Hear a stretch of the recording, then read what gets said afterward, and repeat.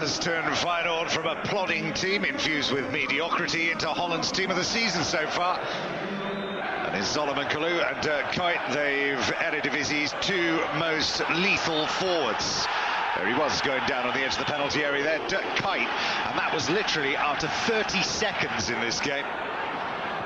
But they've never lost either against Scottish opposition. 3 matches against Aberdeen, St Mirren, and most recently against Glasgow Rangers, on their way to the final victory over Borussia Dortmund at Kuyt in 2002. De Vries was playing for the opposition tonight. The chances, though, early on still very much being created by the home team. Every time they got hold of possession, they seemed to run through at will with little in the way of much defensive resistance. Opening goal coming from Kuyt. 8 goals in the league so far this season. He's got a couple in Europe as well. He's been interesting all sorts of people. Atletico Madrid and, very quietly, Tottenham Hotspur. Feyenoord doing their very best to try and tie him up on a longer-term deal. He's already contracted till 2007, but that might be broken if there's a big check waved in front of them. Here he is again. Surprisingly, there wasn't another goal at the end of it.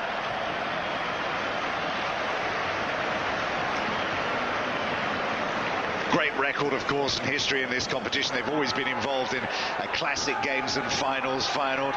There were chances at the other end. That was offside, and it wouldn't have counted. Couldn't quite believe it. 4-2 against Spurs, you might remember that back from '74, and then Spurs got revenge, of course, 10 years later. Romeo Castellén.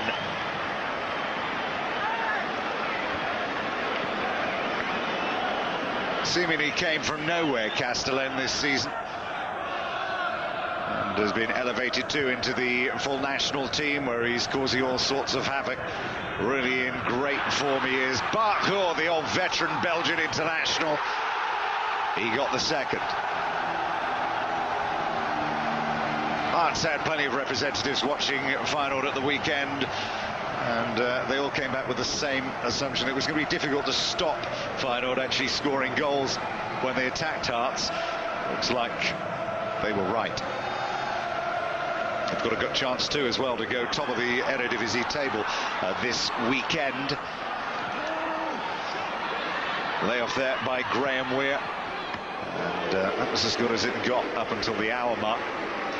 PSV taking on Ajax. PSV top of the table, so if there's any fallout on Ajax taking any points there, then Feyenoord, who are home to RKC at the Kuyt, could just zip in and take top place.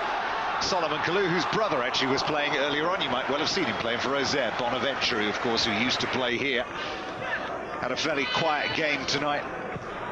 Gullit actually scored, believe it or not, against St Mirren in one of those 3 matches that they played against Scottish opposition, that back in '83-84. And this, altogether, a much, much better season in terms of European performances already than they had last year. Beat Canton in the first round before losing to Teplice. Ball wouldn't come down quick enough for Kuyt.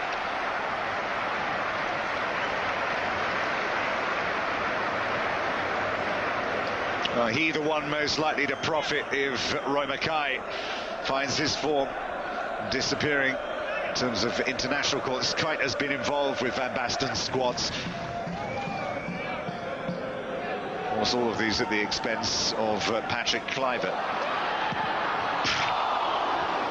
Dennis Weines.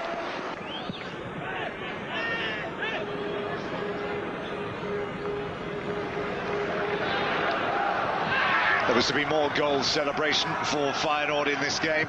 Just the one more, scored by Dirk Kuyt. All made very easy for him.